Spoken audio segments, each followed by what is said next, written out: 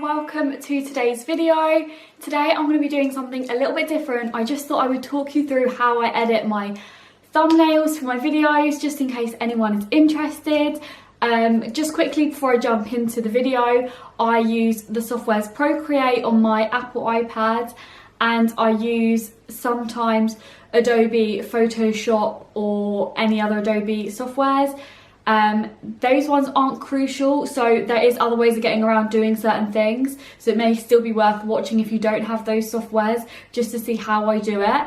But they are the softwares I use, and it's not the most professional way of doing it, but it's the way I like to do it, so hopefully you'll enjoy and find this a little bit interesting. So yeah, let's get going.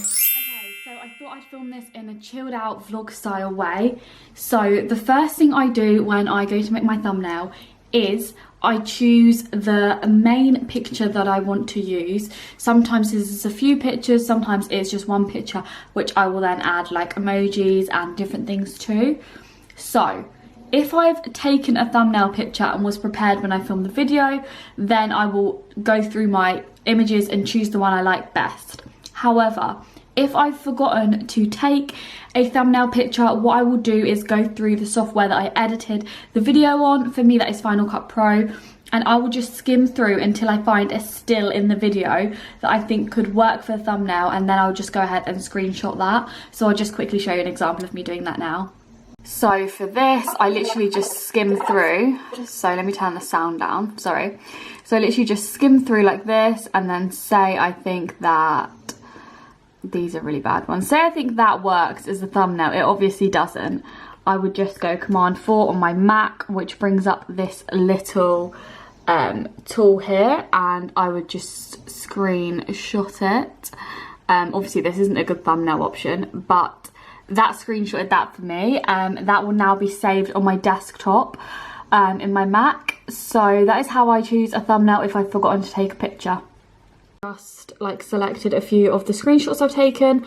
I will just airdrop them straight to my iPad, and then I'll go through them like on a bigger screen on my iPad here, and I'll select which ones I like best.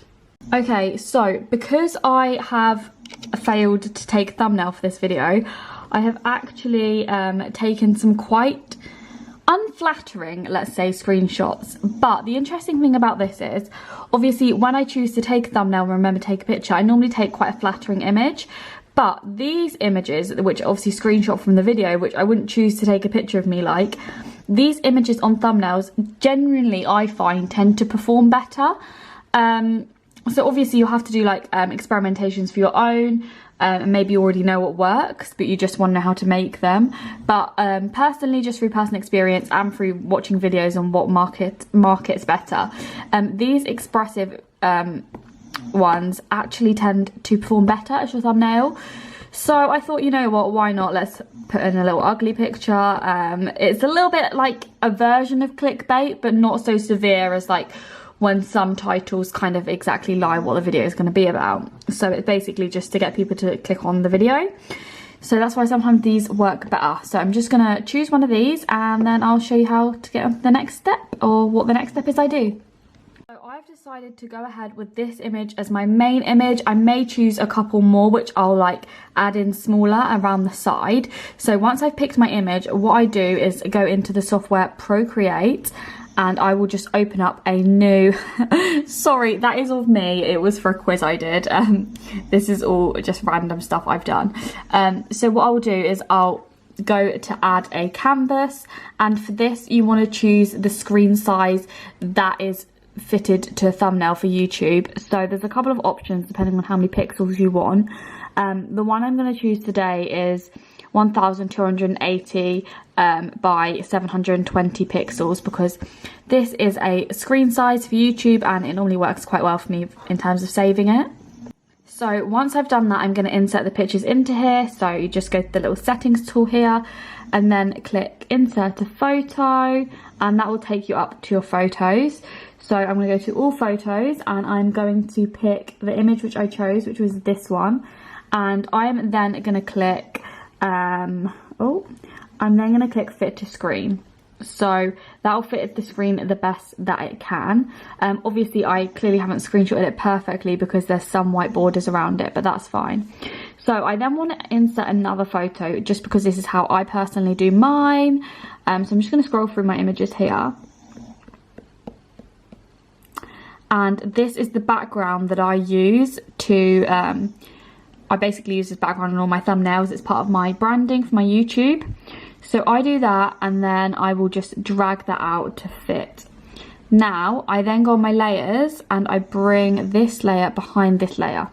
Now, this is where I take my Apple Pencil and I will go on the erase tool, and the setting I personally like to have it on is monoline, and I just have it on the big one, and then I'm on the wrong layer. So I then go onto the layer that has the picture that I want to rub out, and I just rub out the background because I basically like to draw around this, kind of like this. Obviously I'll do it a lot closer when I'm not filming one-handed, but yeah, so I just literally rub all of this out.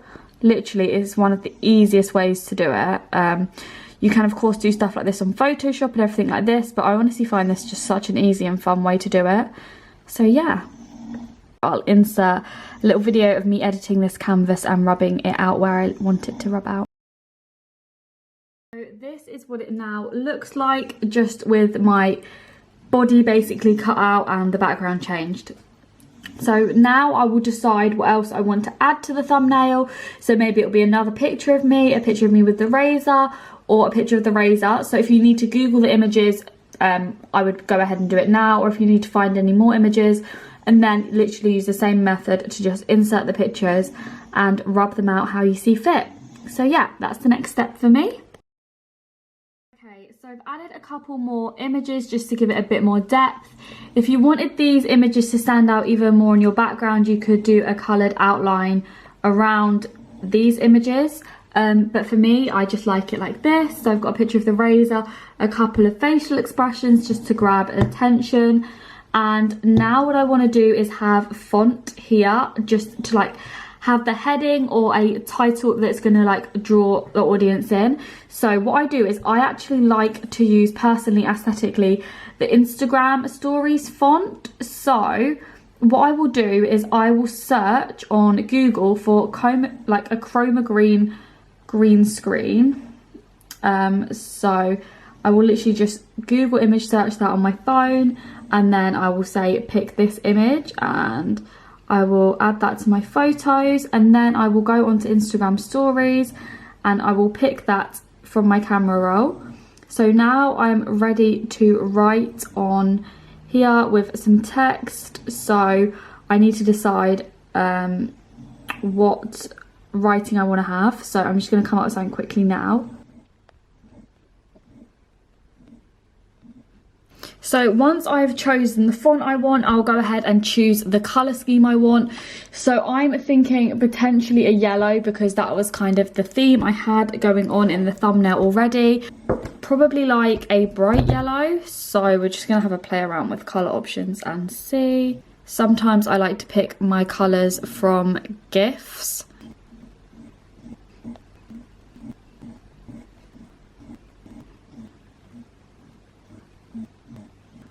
So I've just saved a couple of different colour options on my phone. So once I've saved that, I will then go ahead and airdrop this to my laptop.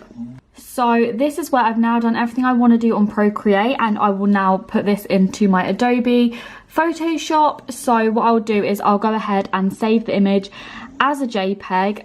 And now I'll export that, and then I'm just going to airdrop that to my MacBook, which has Photoshop on.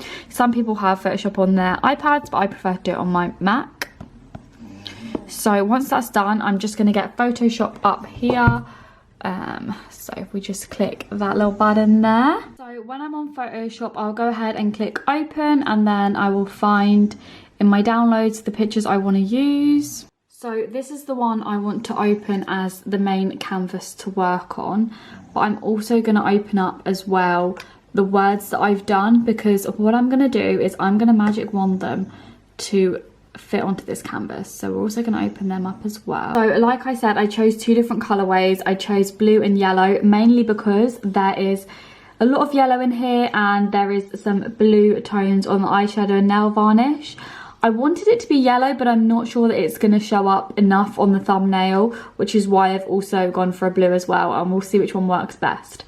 So what I've done is, the reason I've chosen a green background, chroma green, is when I'm editing my videos, you literally can just put a keyer effect over it and it will get rid of any green. But on here, I actually use quick selection tool, but so I just select it like this. It does select it easier if there is green rather than a busy background. So yeah, I'm just going to go ahead and select the font,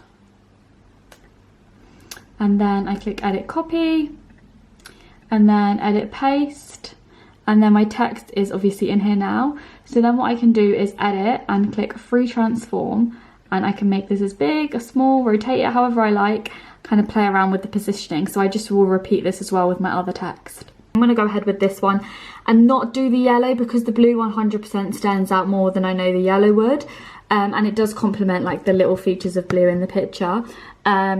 So yeah, I'm actually happy with this. If I wanted to now, this is when I would go ahead and add some emojis and things like that in. So I'll just quickly show you how I do that. So what I do is I just search for the emoji I want. So I just typed in razor emoji, and obviously there's a few different ones that come up. I find that if it's got a blank background before you click on it, as you can see this one does here, and then when you click on it, the little squares appear, this means it should import into your picture without a background, which is great. So we prefer to choose those. However, if it doesn't, you can literally just use the same method I did on Photoshop here, which is, let me just quickly show you, which again is this little tool here, which I'll put on screen so you can see it a little bit better. And you just literally select the area you want to use. So yeah, I'm just going to save this image. Actually, I'm just going to copy it and see if it will go onto my document without a background. So we're just going to paste it, and yeah, it has worked without a background. And that's when you would go ahead and click free transform and play around with how you want it to fit in your picture, that kind of thing. So that could actually work down there, but we're gonna have a little play around and see. I don't really want any extra emojis, so I'm just gonna save it like that. So what I'm gonna do now is literally simple as file, save as. So I've done file, save as, choose where I wanna save it to. So downloads is fine for me right now. I don't wanna save it as a Photoshop item, I wanna save it as a JPEG, and then you can just name it what you want. So I'm gonna name it as Hey Estrid TN, which stands for thumbnail, and save that. And you can choose the quality. If when you go to upload it, it says that it's too high, this is where you would change your quality to be lower. This setting does normally work for me though, so hopefully this will work. And this is my final thumbnail for the video.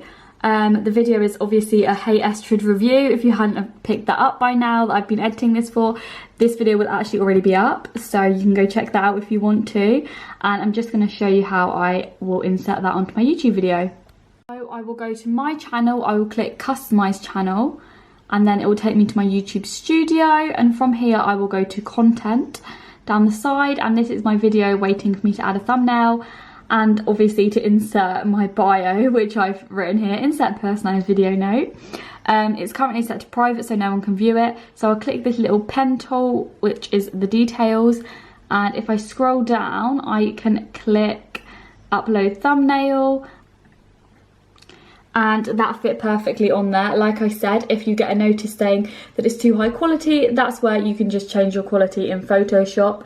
If you don't have Photoshop, there's a load of other ways you can decrease your quality, even as simple as just screenshotting the image.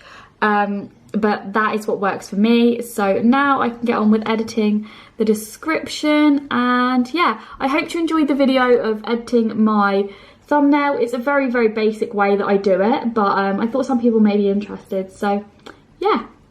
Thank you so much for watching the video. I hope you enjoyed it, and I hope you found it somewhat interesting. Please let me know in the comments below if you like videos like this. and hopefully I'll see you again in my next video. It would mean a lot to me if you would like, and definitely subscribe if you haven't already. You don't have to, but it would mean a lot if you did. And yeah, that's everything. So hopefully I'll see you next time. Bye!